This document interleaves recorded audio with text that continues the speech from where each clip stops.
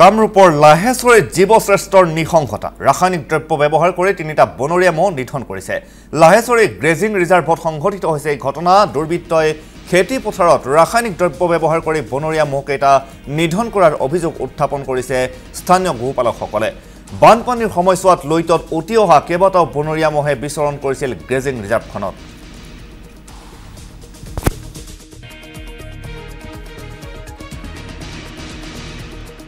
কেইজনীমান বনৰীয়া মহ যোৱা বছৰ পানীত বাৰিষা ডাঙৰ পানীত কাজিৰঙাৰ পৰা ভাহি আহি ইয়াতে আছে।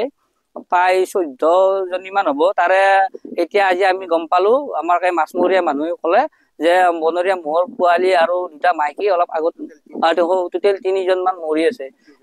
ইয়াৰ আগমুহূৰ্ততে তাৰমানে আমি আমাৰ এই ৰিজাৰ্ভত যি কেইজনমান দুৰ্বৃত্তই তাৰমানে আমাৰ এই ৰিজাৰ্ভখন কাটি ধ্বংসলীলা মানে গাছ গছনি কাটি ধ্বংসলীলা কৰি একদম তহিলং কৰিছে। এটা পোৱালি ইয়াত মাৰা গৈছে আৰু ভাতিত বোলে শুনা পাইছো ভাতিতো দুটা পোৱালি আছে। এতিয়া আমি ভাবিছো এইটো পোৱালিটো পয়জনিং হোৱা বুলিয়ে ভাবিছো। মুখেদি তেজ ওলাই আছে। যোৱাকালি মানে মৰিছে কিজানি।